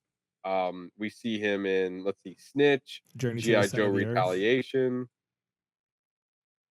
Hercules, San Andreas, and Central Intelligence, and then he got big with Moana. Like, Oh, yeah. Well, yeah. yeah, that was bro. huge. Oh, crap. And then also Jumanji was another great Oh, yeah. success for him as Dude, well. Him and Kevin Hart Baywatch was actually and Jack pretty Black. funny. Baywatch was fun with the Zac Efron. Then you got Skyscraper and Rampage, where they're like almost like the exact same movie. Yeah. You kind of forget which is which at a certain point. It's like one of them had animals, and one of them was a building fall. What's the other one? San Andreas. Like those. Oh, three that's movies. right. That's right. It's Skyscraper and San Andreas. That looks very similar. Yes. Fighting with My Family. I thought that was. I actually thought that. Yeah, was great pretty movie. Solid. That Great was movie. Pretty Never solid. saw that. It was pretty good. Jungle Cruise was okay. Yeah, it's fine. I Yeah. couldn't get into Ballers. Oh, Ballers. I actually liked Ballers, and that's a good one for John David Washington, who's in that show too. Denzel's son. He's great in that because it's He's good in everything he does. I but it forgot was- about Ballers. Who he? Who's he with? I forgot who he's with in that. There's another good actor who he's with, who's like his right hand. Sean David Washington. Oh, that's right. He was also Young Rock. Rob Corduroy. That's right. Here, That go- guy's funny. Go back to the list. Where were we at? Oh, for The Rock right here. Because it's about to it's all about to be franchises from where we were at. Then Black Adam. forgot Then how he changed the DC universe by ending. Yeah, it. he ending did. He did. Red Notice. I love that movie. But I you did know not what? see Red I need Notice. to get it again. I need to watch it again because the first time I watched it, I was like very, very high. So I'm gonna go back and not. Maybe it's not as good as I remember. I don't remember it being that good at all. I remember loving it. Like absolutely. Like Red This movie's Notice was like, fire. this is Netflix getting these major stars, and then we're gonna push it out. It was the highest, most watched, most streamed movie on the streaming service up until K-pop Demon Hunters. Red Notice. Like it was sitting up. Yeah, Red Notice was. Yeah, It was good, man. I didn't. I watched like the had- first 20 minutes and I go, this is not for me. And I couldn't finish Yeah. it. It had like National Treasure vibes. Yeah, that's like, and that's like rated R National Treasure vibes. and who it's him, Gal Gadot, and Ryan Reynolds, bro. Come on, you had Wonder yeah. Woman, Black Adam, and it's Deadpool, all starred bro. for sure. I kind of like Red One, that what came out last year. That's a fun action Christmas movie. I didn't see that, yes. See Yeah. that one's got Red Notice vibes to me. bro. He's done so. Did you much not see Red One at all? I did not see Red One at all. No, it's kind of good. Like it's stupid, but it's good. Well, we'll see. Like Christmas I'm is coming I'm not up, sure if so I'm we'll gonna see. add it to my Christmas watch. But it was fine. And then obviously, Moana 2 and like I guess here's the question, because it doesn't look like, even looking at his filmography moving up, like he's in Jungle Cruise 2, he's in The King, which is gonna be a movie directed by Robert Zemeckis, and it looks like it's gonna be King fulfills his lifelong prophecy of uniting the Hawaiian Islands together. Another action movie. He's also potentially doing, from what I can see here, Big Trouble in Little China remake, Black Sabbath. Red Notice 2, San Andreas 2, um, Jumanji 3, another Moana movie, the live action version, and Fast X Part 2. So like currently, as of right now, who knows if all these are like an act development? Who knows if they're actually going to be moving forward with a lot of these projects? But he's attached to them, at least according to IMDb, on all of these projects. The question is, where would you like to see his career go? Do you want him to continue to be more of the action guy, which we've known him to see, or do you think that this is a new interesting path for him that he can actually do really good in if he decides to go into more dramatic roles? I think he should head to the MCU. But who would he be? Dude, it's an infinite universe, bro. And he could be, bro. Honestly, Apocalypse. Hmm. He could do Apocalypse can see if him. they actually get him like looking like Apocalypse from not like Isaac Oscar's version. I don't know. I'm kind of torn. I do want to see. I want to see him do another role like this, but that's something completely separate from him. Because like that's not like fighting or wrestling or any like sports related. I want to see him something separate from that. So like I'm Mm, like thinking of like Dave Bautista when you see him in like Blade Runner 2049 or you see him in yeah. Dune, like something like somebody who was originally known as an action star put in a completely separate environment, because then that'll really tell you where he's at. I mean he's got blockbusters. I mean he's got enough blockbusters lined up that we're not gonna We're gonna we're get gonna that. see old school Rock in like all these other We're movies. gonna see Dwayne Johnson playing himself in every movie. Yeah, exactly. Again. Yeah. Like But he's also maybe the he's getting up King. there in age. He's born 1972, so that's what 82, 92, 202, 12, 22. So he's 50, 53 right now. Yeah, but he's in So incredible shape. Like yeah, he's in great he's shape. not a But normal what I'm fit. saying is that he can Steroids only does sustain that that for for you. maybe 10 more years. You know, it's Well, funny you he's say on that steroids, because man. when they were doing press for this movie, you were seeing shots of him, and he's like He's almost skinny. he's like super skinny, almost like half of a person, like half of who he was before. Like he just Yeah. looks really really skinny. But like yo, Like I'm sure he can easily bulk up because he's probably used to it, but still. yeah, but a lot of people like even Frank Grillo said, bro, I'm on testosterone right now. How do you think I look like this good? And you think I like, bro, Your what? body eventually breaks down. Sorry. Yeah. Yeah, your body breaks down, but steroids help you breaks up. Yeah, But I think we have maybe another good 10 years, maybe if he wants to continue being this big jack guy that he's known for.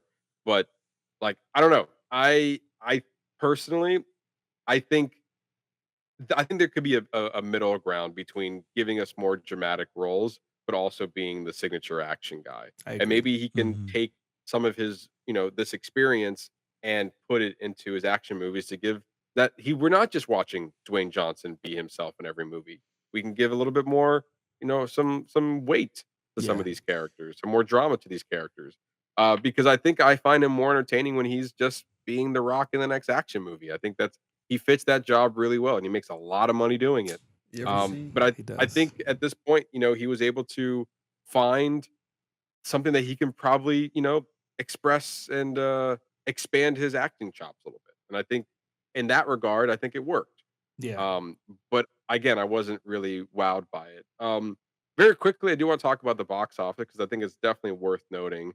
A lot of people were coming out and saying that this was like the worst opening of his career, and I feel like that's a very, very like apples and oranges comparison Yeah. to do that Correct. with. You're talking about an actor who's been part of major blockbusters, and this is not it at all. Mhm. To compare the two is kind of really silly, in my opinion. But yeah, when you have a budget of $50 million and it has the feel of an indie movie, yeah, it's not gonna be breaking the box office when it turns to its number. But as of right now, the time of this recording, the movie, let's see, let me look it over again. Yeah, it had a budget of $50 million. It opened at number three, which is not a great opening by any stretch of the imagination. However, it did open with $5.8 million opening weekend. At the time of this recording, it has collected 10.1 million dollars domestically, an additional $3.6 million internationally, with a grand total of $13.8 million worldwide. very far away from the 150 budget that it received, Mm. and it's not even getting half of that. So it's definitely taking a huge loss there.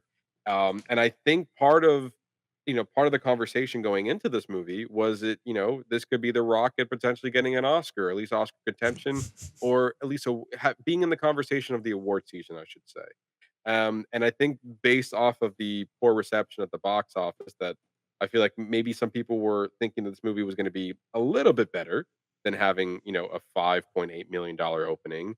I don't think that conversation's happening anymore. Not No. because of the box office, but also for other factors at play. I think once this movie came out, no one was really overly talking about his performance, which I thought they were going to. Yeah, I thought I would hear more about it. I mean, I just it's just something different. So I thought Yeah. it's good. I mean, I don't know. It was maybe not for his acting. I would say probably for makeup and hairstyling and maybe production Mm, design. Maybe, but that depends on what we're up against. You know. yeah. And we're definitely talking early, lookouts here for these movies. And this was, at the definitely the film. What do you call those? Film festival circuit. This movie was definitely getting a lot of attention. Again, probably primarily because we're seeing Dwayne Johnson in a different role. But with that, as we kind of wrapping things up, David, we'll start with you. Your final thoughts on the movie and your 5-star rating. All right, 5 stars for fancy here. Okay. And you can even do half stars. Yeah, I know. I know. No, but like okay, is it gonna go? Is it gonna be an award contention? No. Was it worth a watch? Maybe. Was it Hmm, entertaining at some points? Was it yeah. boring at some points? Also, yeah. Am I gonna watch it again? No. But it was worth a watch, and it was actually entertaining to talk about. So, Hmm. Hmm.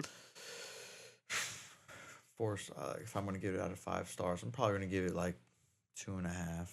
But like there was Okay. reasons on why it was worth a watch, and why I would even go tell people who are like, avid about different movies and how they're shot, and like it had dope angles at times. It was very unique in its shooting. It had good choreography for the fighting. It was very Hmm. accurate. Like if you go back and watch like Steve Kerr come out of the pyramid, it looked almost identical to that walk, like the walkouts. You know what I'm saying? Like Hmm. very. They took cues from the real life and had a lot of accuracy in the portrayals and stuff.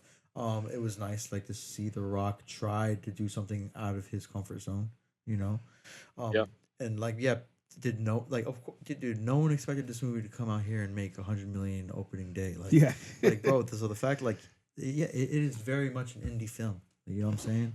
It might have had 50 million, which is quite a lot, but like at the same time, Yeah. it is very much an indie film comparatively. But yeah, 2.5 stars, man. Go watch it and see and Ernesto. give your own opinion. Yeah. Um, Fair. I think this movie is good in its moments. There's like Mm-hmm. maybe the movie overall isn't that great, but there are certain moments of this movie that I think play just really well. They just play out well as scenes. So the two I talked about earlier, the two in the house, but also like right after he loses to the guy in the beginning, the first fight that eventually becomes a no contest. Like the whole scene of him coming back and wanting to take a picture with him, and like you see Dawn, Emily Blunt, as his girlfriend, like crying during that moment. I just felt like it was just very telling to maybe who Mark Kerr was as a person. Like even though he's just suffered this devastating loss from this guy who illegally like was kneeing his head after we spent time in that scene where that exact person was asking questions about the correct placement of that knee and Yeah. what needs to happen. So very clearly you guys knew what you were doing, but yet you still come up to take a picture, and he just he's just such a kind and generous person. Like even through his anger, like dealing with the lowest point of his life, like he still brought himself to do that, you know? Whereas he could have brushed him off, he could have been an asshole to him, but no, he was very kind and just very gentle. I just like the way that scene played out. I felt like it says a lot to him as a character, to who The Rock was, Dwayne as a character, and like how he was able to play that out. I thought like in certain aspects like that, like the two scenes in the house and like those just worked really well. Even the training scene at the end where like he has his old heroine with him and his trainer I Hmm. guess hurt himself, and he brought it out, but then it ends with him throwing it away. So it's like he's carrying this old weight with him, and that was kind of like a turning point for him as a character. So I thought, I like certain aspects, certain points I thought played really well. Um, I thought all performances was pretty good. I love the attention to detail and just the care they put in the production design and also the makeup and wardrobe, and obviously with um, the prosthetics that they had The Rock put on. I thought was really well done. So I'm gonna go 3 stars. Yeah, You beat me. I walked. Say it again, David. I said he beat me, Yeah. and I think I like the movie. You know what I'm saying? Yeah, I think 3 is a solid outing. I think, like I said, there was a lot of good moments about that movie. I think you highlighted a really good point in that film as well, because in my head, I'm thinking that when they said no contest, then I'm like, okay, that means he didn't lose. So what's the big deal? But I think it was a lot more than that. Like he took that law, even though on record it wasn't a loss, but personally he felt defeated. Yeah, And we saw how he was able to take that as like, "Oh, it's all part of the game," but he took that really, really hard. And, that kind of have him go back on a down slope of taking drugs again and then getting addicted again and then having to come back out of that again. And so, like, I think overall I was kind of expecting a different movie, yeah, which is I probably agree. why, again, leading into my expectations of what I thought we were going to get. But I do think there are a lot of good moments in here. There's a lot of interesting stuff cinematography wise, like you mentioned, production wise, and just seeing The Rock do something different. I guess I shouldn't say The Rock anymore, but Dwayne Johnson having him doing something different was, like you said, it was refreshing to kind of see that. And I don't know if I want to see more of that because I wasn't really wowed by it. But I think if he wants to take another, he got this out of the way in his career, that he said that he did this.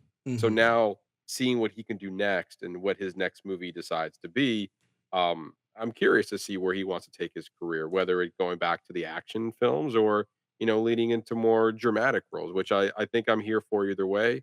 I've always liked Dwayne Johnson movies for the spectacle of it all and just being entertained. But this was something different that I did enjoy for what it's worth. But ultimately, to David's point, it's not a movie I'm going to watch again. No. I I felt the pacing was very slow, Facts. and they wanted to tell a specific story, and I think for people who are aware of this person, in his career, and they wanna see a specific moment in his life kinda played out, then I think that movie's more for them, but ultimately, I was not part of that category. But I think, again, to David's point, it's worth the watch for multiple reasons. Like, Hmm. if you're looking for something a little bit different from his career or more a retrospect on the person of Mark Kerr, like, there's a lot of good reasons to watch this movie. Just ultimately, it didn't land for me, Yeah. at the end of the day. But 3 out of 5 is a solid rating for this movie. Fun fact: the Russian that he loses to in the first scene.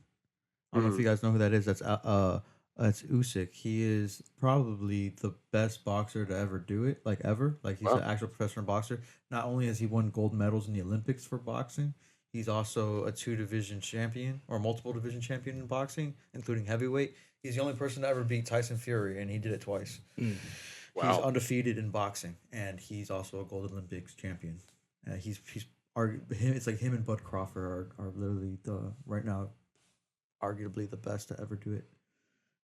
And so it's crazy to have those cameos in the movie that, again, for a casual viewer, had no idea. Yeah, exactly. But a Um, fighting fan like me did, so it was awesome.